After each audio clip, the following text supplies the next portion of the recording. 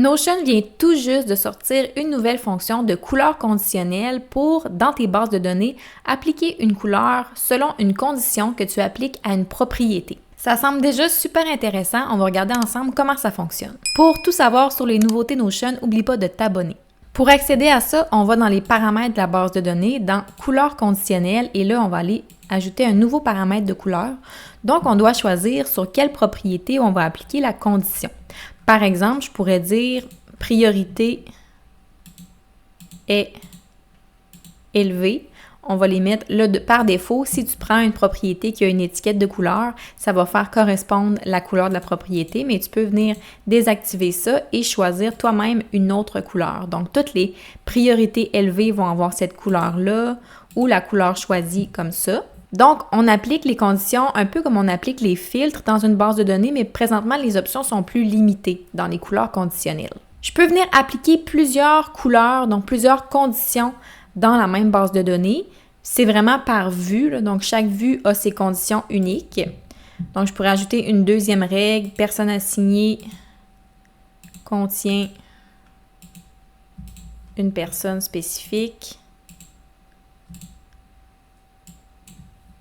Comme ça. Donc là, la personne spécifique, elle a elle aussi sa couleur. Dans ce cas-ci, on mis vert. Donc, si une page de la base de données correspond aux deux conditions, c'est-à-dire priorité élevée et personne assignée moi, bien, ça va appliquer en premier ce qu'on a mis en haut, puis en deuxième, ce qui est en deuxième, donc la deuxième condition. Donc, si je les échange, le vert va s'appliquer en premier. Donc, on met ça dans l'ordre qu'on veut que ça s'applique. On ne peut pas appliquer, en fait, deux couleurs différentes à la même page présentement.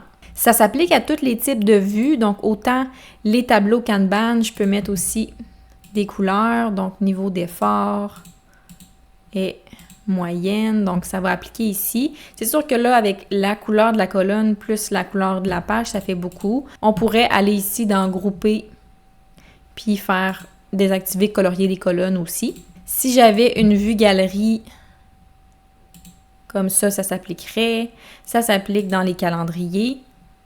Là, on ne le verra pas. Disons qu'ici, je mets niveau d'effort moyenne. Ici, donc la couleur s'applique. Ça, c'est vraiment intéressant. On me l'a déjà demandé dans le passé si on pouvait appliquer des couleurs aux pages dans les calendriers. Donc maintenant, c'est possible avec ça. Donc, dans toutes les vues, sauf les graphiques, on peut vraiment appliquer la couleur conditionnelle. Actuellement, par contre, ça ne fonctionne pas sur tous les types de propriétés, donc les propriétés plus avancées comme les formules, les agrégations, les relations, ça ne fonctionne pas, mais ça fonctionne sur toutes les autres propriétés de base. Donc, titre, date, texte, sélection multiple, état. Je ne sais pas si ça marche avec une case à cocher. On va l'essayer. Oui, donc ça marche. Non coché, ça peut avoir sa propre couleur. Donc, ça ne fonctionnera pas sur les boutons non plus. Donc, qu'est-ce qui est plus complexe ici? Ça ne marche pas, mais tout ça, c'est correct. Donc, c'est super nouveau pour l'instant. Donc, on s'attend à ce que ça ne soit pas encore super avancé. Mais je trouve ça déjà super intéressant comme fonction.